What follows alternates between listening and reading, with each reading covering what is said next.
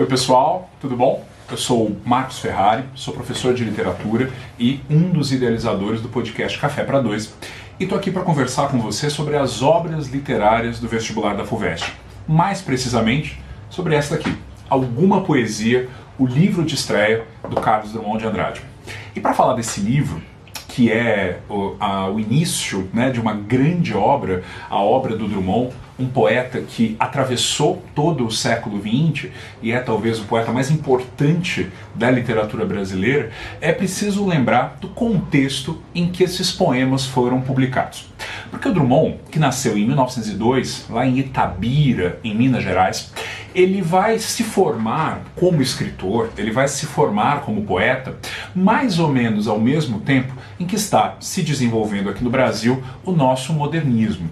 Modernismo que, segundo a nossa tradição, né, segundo os grandes estudiosos da literatura, embora haja aí algumas controvérsias, teria começado em 1922, em São Paulo, com a Semana de Arte Moderna. Em 1922, o Drummond tinha apenas 20 anos.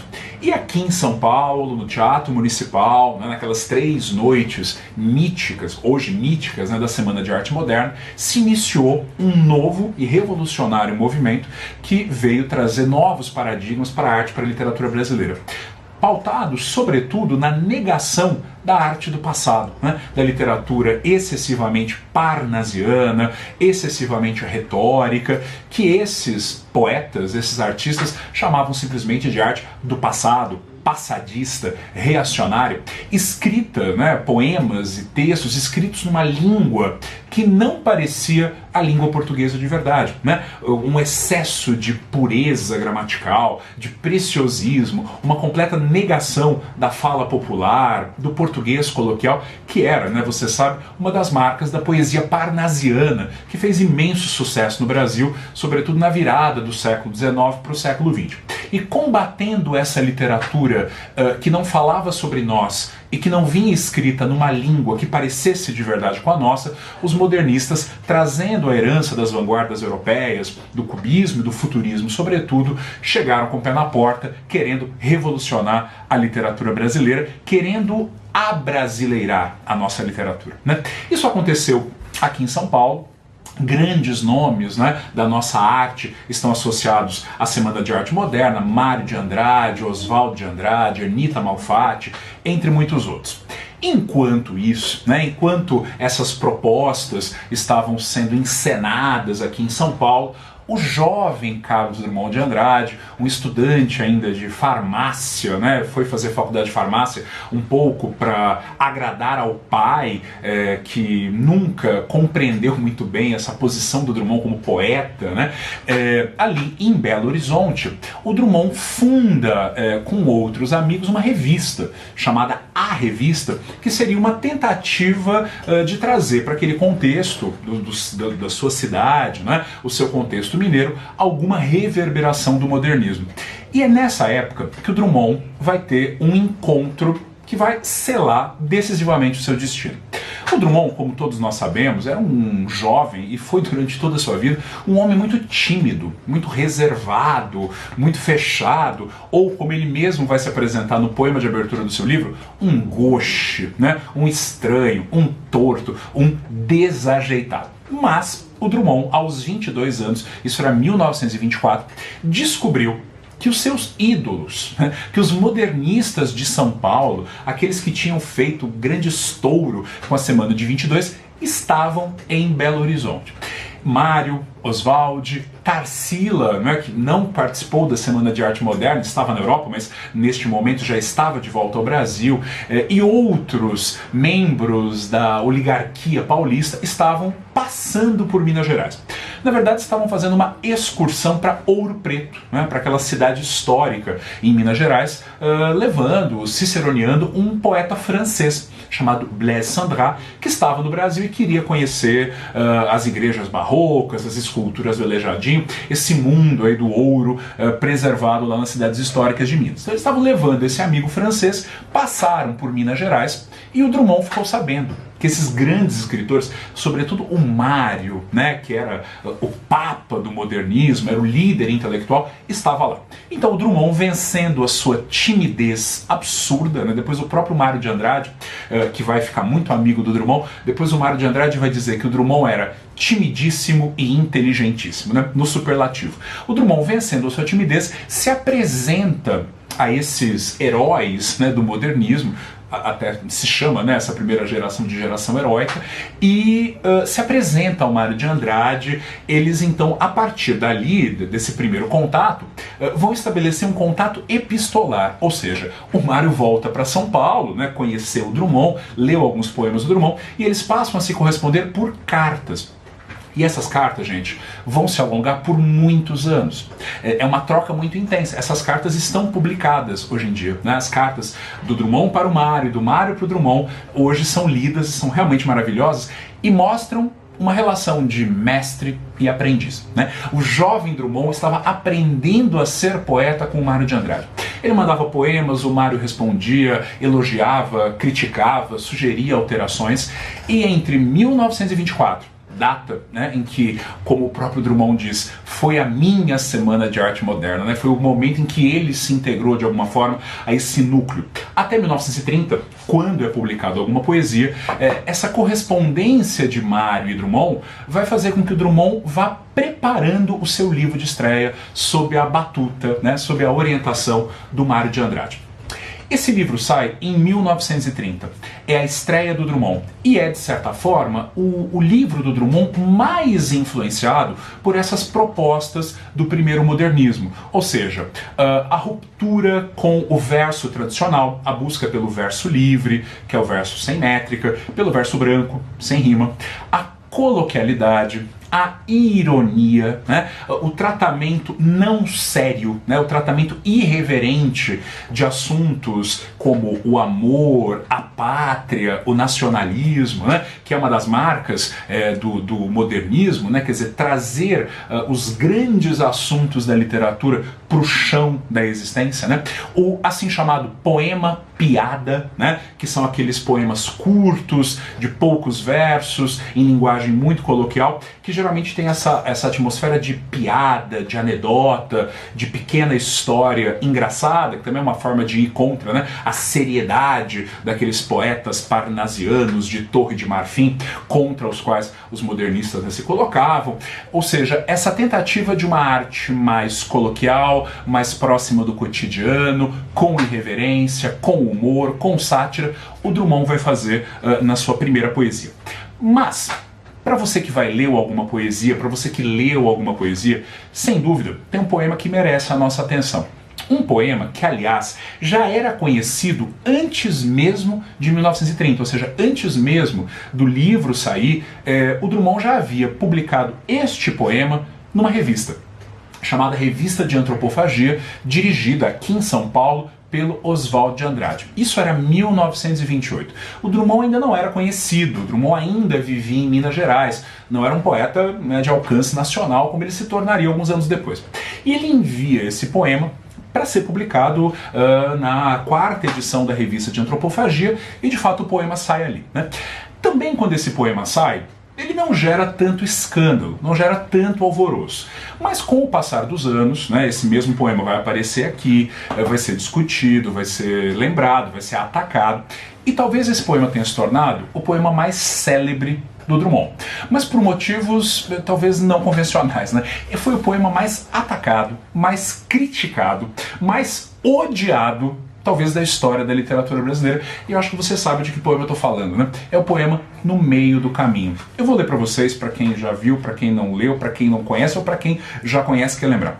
Esse poema, que havia aparecido em 1928 e que o Drummond, né, coloca no seu livro de estreia, diz assim: no meio do caminho tinha uma pedra. Tinha uma pedra no meio do caminho. Tinha uma pedra no meio do caminho, tinha uma pedra. Nunca me esquecerei deste acontecimento na vida de minhas retinas tão fatigadas. Nunca me esquecerei que no meio do caminho tinha uma pedra. Tinha uma pedra no meio do caminho. No meio do caminho tinha uma pedra. Talvez, hoje, para nós, né, soe um pouco estranho o fato desse poema ter despertado reações tão adversas, tão negativas, a ponto de o Drummond, em 1967, ou seja, quase 40 anos depois da publicação original, quando o Drummond já era, sem dúvida, uma unanimidade nacional, em 1967 o Drummond junta, imaginem só, todas as críticas que esse poema recebeu. Sejam positivas, houve algumas positivas, sejam as negativas, que foram a grande maioria, os estudos, as análises, os comentários, tudo que se escreveu sobre esse poema, o Drummond recortou, guardou, pôs na gaveta e em 1967 ele publica uma espécie assim de biografia desse poema. Aliás, esse é o título, né? No Meio do Caminho, biografia de um poema. Ou seja, foi talvez o poema mais discutido, mais comentado, mais analisado e mais atacado da literatura brasileira do século XX. O que faz a gente pensar um pouco na irreverência desse primeiro Drummond, né? Porque ele é um poema, óbvio, porque quando a gente lê pela primeira vez, né, ele chama a nossa atenção pelo seu caráter repetitivo, né? No meio do caminho tinha uma pedra, no meio do caminho tinha uma pedra, no meio do caminho. Isso já é chocante. Mas há outros aspectos que também despertaram a ira, sobretudo dos leitores mais convencionais, dos leitores que usaram esse poema em grande medida para mostrar o quanto o modernismo seria pobre, né, o quanto o modernismo seria incapaz de compor grandes poemas. Esse poema virou um pouco assim digamos assim, o cavalo de batalha dos críticos do modernismo. Primeiro, vamos começar do básico, né? Esses críticos viam no poema do Drummond um mau uso da língua portuguesa, né? Do português não castiço. Porque ele começa dizendo assim, no meio do caminho tinha uma pedra. E a gente sabe que os poetas parnasianos, vamos lembrar aqui Olavo Bilac, Raimundo Correia, Alberto Oliveira e tantos outros, né, os grandes poetas institucionais, né, lá da República Velha, primavam pelo português perfeito, pelo português castiço, né, pelo português vernacular. E aqui o Drummond usa o verbo ter no lugar do verbo haver, né, quer dizer, segundo a gramática normativa, pelo menos naquela época, que não aceitava certas construções que depois, né, se normalizaram, o correto seria, no meio do caminho havia uma pedra, e não tinha uma pedra, né? Já começa por aí, um uso coloquial do português que até então na literatura não era tão comum. Mas há um outro aspecto, né? Este poema que fala sobre o encontro com o obstáculo, é claro que a pedra aqui se transforma numa metáfora daquilo que te impede de caminhar, daquilo que te atrapalha, daquilo que te atravanca, portanto de um obstáculo. Isso se revela na forma do próprio poema, e é isso que as pessoas, digamos assim, mais conservadoras daquela época não conseguiam perceber, né? Ele é um poema também travado, né? Ele é um poema que se repete, no meio do caminho tinha uma pedra, no meio do caminho tinha uma pedra, ou seja, é como se o poema fosse a pedra.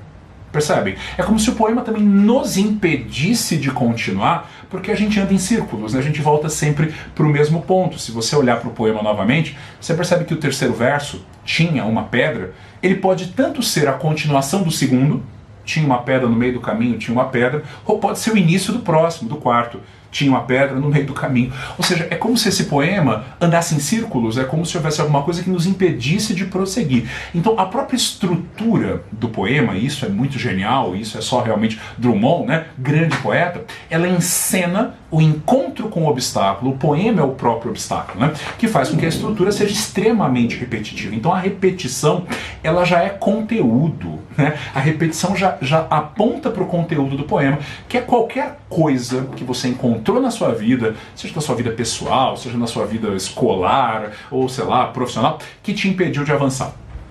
Isso é muito moderno. Isso é muito interessante. Mas há uma outra camada, né, que torna esse poema um poema chocante, que é justamente o seu primeiro verso. No meio do caminho tinha uma pedra.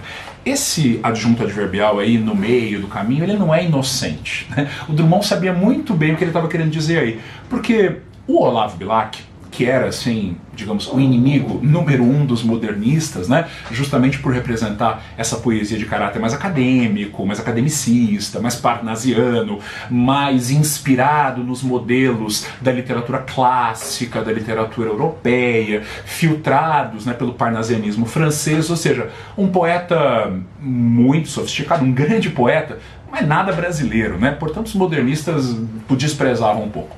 O Bilac havia escrito, muitos anos atrás, um soneto, aliás, o soneto, né, é a forma mais clássica, mais elevada da poesia, muito praticada pelos parnasianos, escreveu um soneto que começava assim, nel mezzo del camin, 3 pontinhos, em italiano mesmo, né? Nel mezzo del cammino, que significa no meio do caminho. Ou seja, havia um soneto do Bilac, cujo título, e é um poema muito bonito sobre um casal que se encontra no meio do caminho da vida, depois se separam e aí se despedem numa estrada, é um belo soneto, que tinha esse título.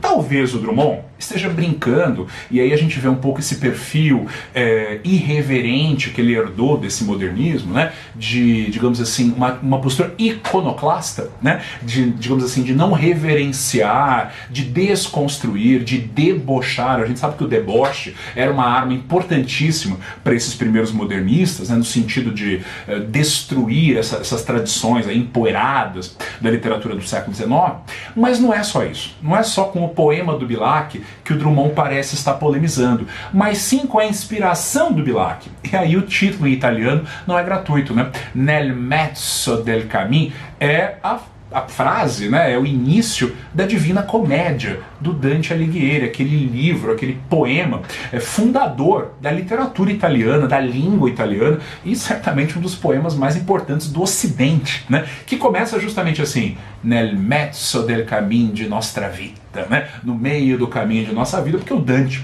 quando escreveu a Divina Comédia, lá na Baixa Idade Média, a expectativa de vida das pessoas não ultrapassava os 60 anos. E o Dante tinha exatamente 30 anos quando começou a escrever a Divina Comédia. Portanto, ele estava no meio do caminho da sua vida aos 30 anos. E aqui nós encontramos o nosso Drummond do Brasil no meio do caminho, não encontrando o sentido da vida, não encontrando o seu grande amor, como na poesia do Bilac, mas encontrando tão somente uma pedra, né? Então é como se o Drummond rebaixasse, né, toda essa tradição da literatura, essa tradição muito séria, muito respeitável, a um acontecimento prosaico, né, um acontecimento ordinário, a um acontecimento banal, que é você tropeçar numa pedra no meio da rua, né? Isso não é exatamente muito poético, mas talvez esse seja o exercício do modernista, né, contra, digamos, essa tradição parnasiana, romântica, né, do século XIX, encontrar a poesia mesmo onde ela parece não existir,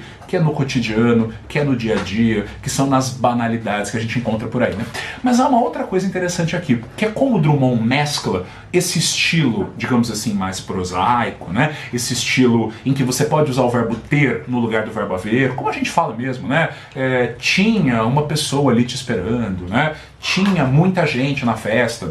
É o português de todo mundo, né? Raramente a gente vai usar o verbo haver numa conversa cotidiana ali, numa conversa com amigos, né? É um estilo, digamos assim, mais chão, né? Mais rebaixado. Mas olha, na segunda estrofe, quando o Drummond diz assim: nunca me esquecerei desse acontecimento na vida de minhas retinas tão fatigadas. Retinas fatigadas, né? São expressões que têm um certo sabor meio parnasiano, né? Não são expressões cotidianas, pelo contrário, né? Elas têm um ar mais erudito, fatigadas em vez de cansadas, né? Então veja como o Drummond também opera essa mudança ou esse estilo que nós poderíamos chamar de estilo mesclado, né? A mistura do nobre, do elevado, das retinas tão fatigadas, que seria o português mais castiço, né? O português que os parnasianos defendiam com unhas e dentes, na sua postura elitista, né? A gente sabe que a poesia parnasiana era essencialmente elitista, porque jogava fora o português coloquial, e ao mesmo tempo, no meio do caminho, tinha uma pedra que é totalmente assim, cabe na nossa boca, né? É o português do dia a dia. E essa mistura também é engraçada, essa mistura também é irreverente, essa mistura marca o Drummond de alguma poesia. Que além desse poema, que acho que, né, parece um poema tão simples, mas a gente poderia passar tanto tempo falando sobre ele, é impossível falar desse primeiro Drummond sem falar do seu poema de abertura. Porque quando o Drummond estreia na literatura, e aliás o próprio Mário de Andrade, nas correspondências, nas inúmeras cartas que eles trocaram, o Mário de Andrade que sugeriu que o poema de Sete Faces fosse o poema de abertura, fosse o carro-chefe do livro Alguma Poesia, né? E você lembra que é um poema que começa assim: quando nasci, um anjo torto desses que vive na sombra disse, vai, Carlos, ser gauche na vida. Esse é o primeiro poema do livro Alguma Poesia, né?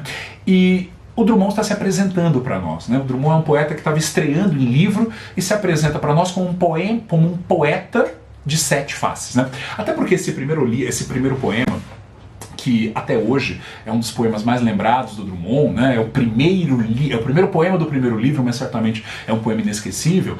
É um poema de 7 estrofes, né? Então as 7 faces que o compõem seriam, na verdade, 7 aspectos desse eu, né? Desse eu que muitos anos depois o Drummond vai chamar de um eu todo retorcido, né? Que é esse eu moderno, esse indivíduo moderno que já não se vê como uma coisa única, autônoma, mas sim como um eu fragmentado, multifacetado.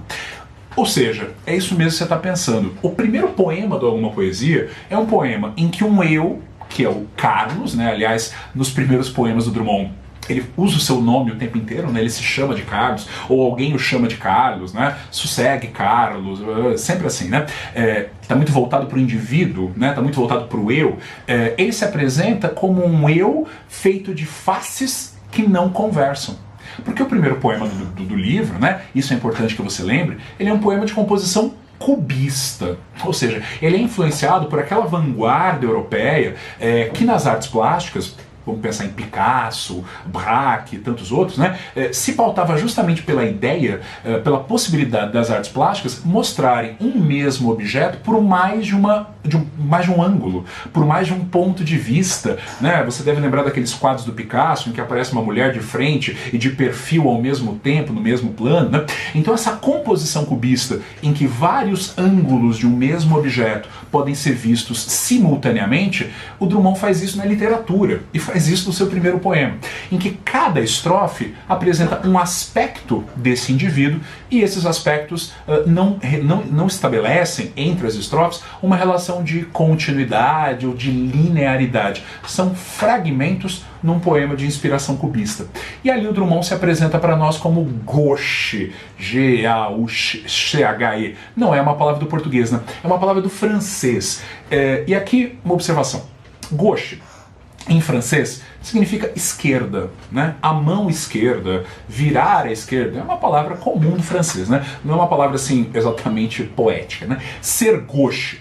Mas para o Drummond, ser gauche não é exatamente ser esquerdo, embora em francês também exista essa conotação, né? É ser esquerdo no sentido de não ser o normal, de ser torto, de ser diferente, né? Mas para o Drummond, o gauchismo, né, que aliás é um termo que já foi usado por um outro grande poeta, e veja como o Drummond, embora fosse jovem, né, embora não tivesse chegado nem aos 30 anos, já tinha lido muita coisa, né, estava dialogando com grandes poetas.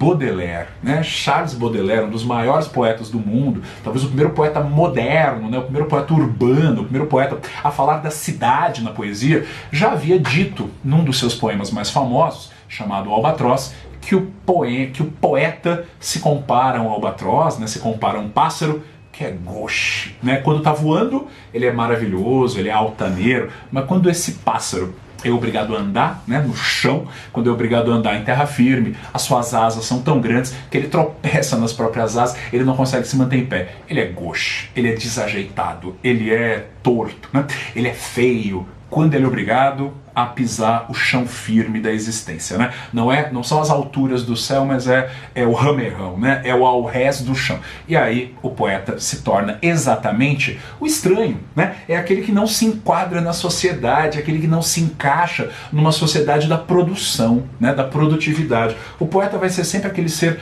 aéreo, né? Meio desinstalado das estruturas. E o Drummond já se apresenta assim, né? Ser poeta é ser gauche. Aliás, o Drummond nem na própria família ele se encontrava, né? Nem na província. Aliás, o Drummond veio de Itabira, do Mato Dentro, interior de Minas Gerais, uma família de grandes fazendeiros, uma família de aristocratas, decadente, uma família decadente quando o Drummond nasceu, mas tinha sobrenome, tinha tradição. Também no seio da família o Drummond não se encaixava. Aí o Drummond vem para o Rio de Janeiro, né? Ele vai para o Rio de Janeiro, onde ele vai morar a sua vida inteira e vai trabalhar. Ele tinha grandes amigos importantes, né, intelectuais, que, de certa forma, o absorveram na burocracia do governo Vargas, né? Ele vai ser um burocrata, sobretudo por conta do convite que ele recebeu do seu amigo Gustavo Capanema, que era de Minas Gerais, vai integrar o governo Vargas, o Drummond vai ser um funcionário público, né? Mas, veja, dentro do governo Vargas, que daqui a pouco tempo vai adquirir uma conformação fascista, né? E o Drummond era um homem de esquerda, comunista durante parte da sua vida. O que eu estou querendo dizer é que o Drummond sempre vai se sentir um tanto quanto fora do esquadro, assim, né? O Drummond sempre vai se sentir um pouco desajeitado, inadaptado. Seja a província, né, da vida besta, em alguma poesia, há um dos poemas mais engraçados que é aquele poema da cidadezinha qualquer, né? Um homem vai devagar, um burro vai devagar, eita vida besta, meu Deus, né? A vida besta, a vida lenta, a vida sem movimento, em que nada acontece, que é a vida rural, a vida da cidadezinha qualquer. De onde o Drummond veio? A família, onde também, né, digamos assim, ele não nasceu para ser um proprietário, não nasceu para ser um fazendeiro, não nasceu para ser um aristocrata, como ele mesmo vai dizer mais para frente num dos seus livros da maturidade, fazendeiro do ar, né? O poeta, a única coisa que o poeta tem é o ar, né? As palavras, não a terra, não a propriedade. Drummond era um fazendeiro do ar, também não se encaixava na família. E quando ele vai para o Rio de Janeiro para trabalhar e também para, né, escrever a sua obra, ele também não se enquadra, né?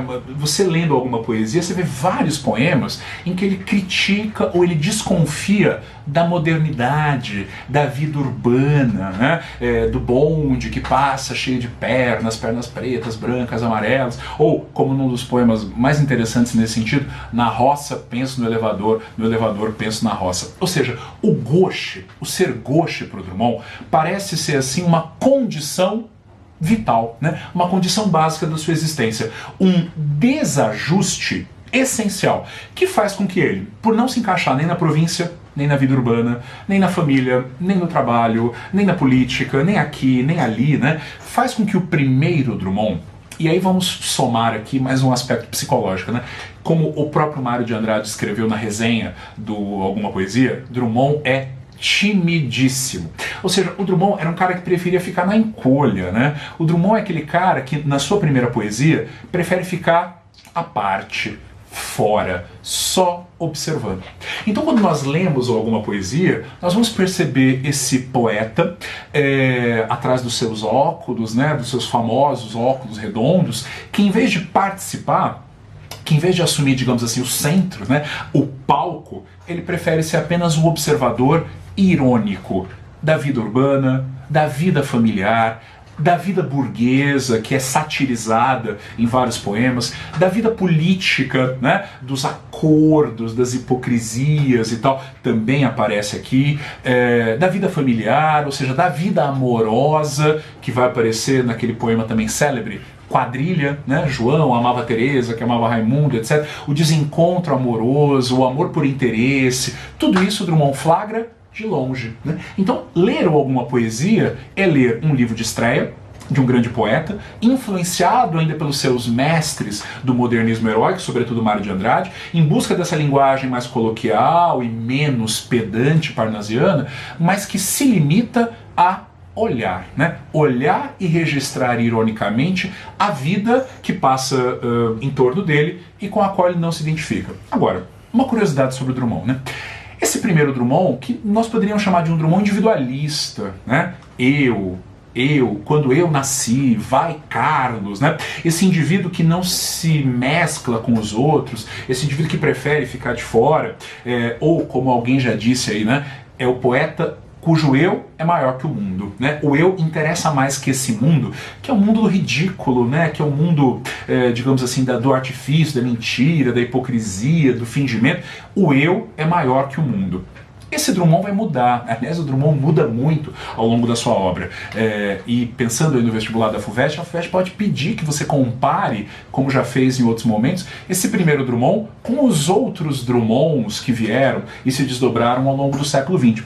Porque esse primeiro Drummond, gauche, isolado, desajustado, tímido, né? E portanto que dá um passo atrás, que recua em relação à sociedade para poder olhá-la com desencanto e ironia, ele vai se politizando com o tempo, né? E a partir do final dos anos 30, com a ascensão do Estado Novo aqui no Brasil, embora, né, como eu disse, o Drummond tenha sido um funcionário público, mas enfim, isso também explica mais uma das suas contradições, né? É um funcionário do Vargas, mas obviamente do ponto de vista ideológico contrário à política nazi-fascista, o Drummond vai se engajar, né? E aí nós teremos livros em que o Drummond, em vez de se sentir, em vez de encarar a poesia como uma brincadeira, parece que é isso, né? Uma coisa não séria, jocosa, o Drummond ele vai encarar a poesia como algo muito sério, com a possibilidade, inclusive, de transformar a realidade, denunciando os horrores da guerra, os horrores do totalitarismo. E aí nós vamos ter livros como José, Sentimento do Mundo e A Rosa do Povo, que o Drummond publicou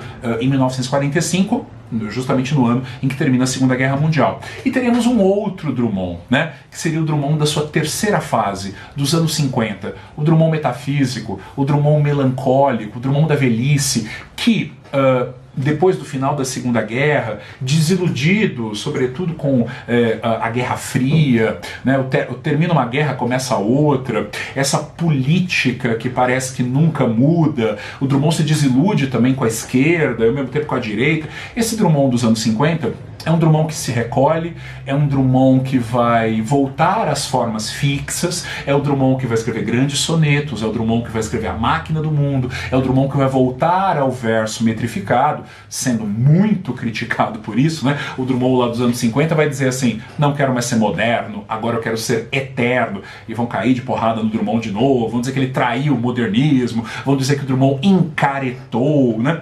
Mas esse Drummond, digamos assim, mais clássico, né? Esse Drummond da velhice, esse Drummond da madureza, né, como ele dizia, vai renegar inclusive o seu passado modernista, né? Nessa altura o Mário de Andrade já tinha morrido também, né? Ele vai renegar as suas primeiras experiências mais assim iconoclastas e mais irreverentes. E no livro Claro Enigma, o Drummond escreve um poema muito amargo, porque o Drummond da terceira fase é o Drummond que se desiludiu, né? É o Drummond amargo, é o Drummond um tanto quanto melancólico, depressivo, né? É o Drummond da escuridão. O Drummond vai escrever um poema em que ele vai dizer que da sua obra não vai ficar nada, não vai sobrar nada, ninguém vai ler nada, o seu nome vai ser esquecido, a poesia não pode contra o mundo, a poesia, né, Orfeu já não consegue mais cativar os monstros atuais. É um poema muito bonito, né, chamado Legado. E no final, o Drummond diz assim, que de tudo que ele escreveu na sua vida, só vai sobrar uma coisa, uma pedra que havia em meio do caminho. Uma pedra que havia em meio do caminho. Ou seja, o Drummond dos anos 50, dentro dessa sua visão amarga, inclusive em relação à sua própria obra, vai dizer que tudo que sobrou foi a pedra, quer dizer, aquele poema, aquela peça de escândalo, aquele poema que foi criticado, atacado, só vão lembrar dele por causa disso. Agora, veja como ele próprio reescreve o próprio verso. Uma pedra que havia, não tinha, né? Que havia em meio e não no meio do caminho. E se você fizer a contagem de sílabas poéticas, esse último verso, essa chave de ouro do seu soneto, tem 12 sílabas, né? Uma pedra que havia em meio do caminho. É um verso alexandrino perfeito, o verso preferido dos parnasianos, né? Então o Drummond dos anos 50 relê a sua própria obra, reescreve o seu verso escandaloso, adequando agora para uma perfeita linguagem parnasiana. Esse é o Drummond, né? Um poeta de muitas faces, um poeta complexo e um poeta que, sem dúvida, marcou a literatura do século XX. E a gente se vê num próximo vídeo, numa próxima conversa sobre algum outro escritor ou alguma outra obra da lista da FUVEST. Tchau! Boas leituras para você e até uma próxima!